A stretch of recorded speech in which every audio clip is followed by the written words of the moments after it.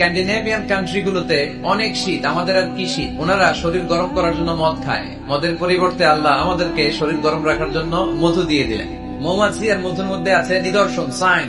আল্লাহ মৌমাছিকে একটা secret message করছেন। আল্লাহ বলেছেন, মৌমাছি পাহাড়ে মৌচাক বানায়, বড় বড় গাছের মগ ডালে বানাও, যেন এলাকার ছেলেরা ঢিল না মারে। আবার মধুর মধ্যে একটা ন্যাচারাল লিকুইড আছে, এটার নাম প্রপিলিস। এটা হচ্ছে ন্যাচারাল অ্যান্টিসেপটিক। কাটা জায়গায় মধু লাগাই দিলে ঘা তাড়াতাড়ি শুকায় যায়। দ্বিতীয় বিশ্বযুদ্ধে তখন তো এত অ্যান্টিসেপটিক মলম আবিষ্কার হয়নি, তো তখন আহত যোদ্ধাদেরকে তাদের ঘা সারাবার জন্য তারা ওই ঘায়ের জায়গায় মধু লাগাই দিত। ন্যাচারাল অ্যান্টিসেপটিক প্রপিলিক্স। লাগাতে দেরি, ভালো হইতে দেরি।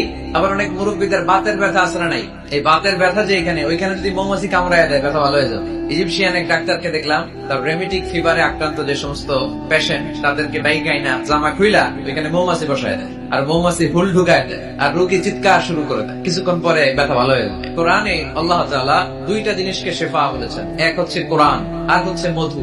মধু আর কোরআন এই দুইটা ছাড়া আর কোন জিনিসের ক্ষেত্রে আল্লাহ শিফা শব্দ ব্যবহার করে নাই। চিল্লায় পড়েন সুবহানাল্লাহ। একজন অস্ট্রিয়ান সায়েন্টিস্ট কার্ল বন ফ্রেশ এই মধুর এবং মৌমাছির এই প্রক্রিয়া প্রসেসিং নিয়ে গবেষণা করে নোবেল প্রাইজ পেয়েছে। সে একটা বই লিখেছে, দ্য ডান্সিং বিজ। কেমন করে মৌমাছি মৌচাক বাঁধে এখানে আর পুষ্পরস সংগ্রহ করতে যায় 5 মাইল 6 মাইল দূরে, আবার রাস্তাটা চিনে ইলেকট্রোম্যাগনেটিক পাওয়ারের মাধ্যমে আবার ওই মৌমাছির ওই মৌচাকে ফিরে আসে। এই বিশাল পথ পাড়ি দিয়ে যে আসে আর যায়, এই মৌমাছির রাস্তাটা চিনাই দিল কে?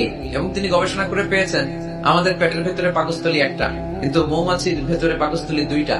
সে মধু সংগ্রহ করে ওইটা এনে মৌচাকে রেখে দেয় না, মধু সংগ্রহ করে ওটা খেয়ে ফেলে। খেয়ে একটা স্পেশাল স্টোমাকের মধ্যে এক ধরনের এনজাইম আছে, পাচক রস দিয়ে এটাকে সমৃদ্ধ করে। তারপর একটা টিউব আছে এটার নিচে, ওই টিউব দিয়ে মৌচাকের বাসার মধ্যে ঢুকায় দিয়ে আসে। আমরা তালুর মধ্যে ফেলি আর জিব্বা দিয়ে খাই। সুবহানাল্লাহ নাই। অস্ট্রিয়ান সায়েন্টিস্ট উনি অনেক গবেষণা করে দেখলেন, একটা মৌচাকের ভেতরে অন এন এভারেজ 60,000 মৌমাছি থাকে। এই পুরো মধু আহরণ আর প্রিজার্ভেশনের কাজটা যেই মৌমাছিটা সংরক্ষণ করে, এটা পুরুষ মৌমাছি নয়, এটা নারী মৌমাছি। পড়েন সুবহানাল্লাহ।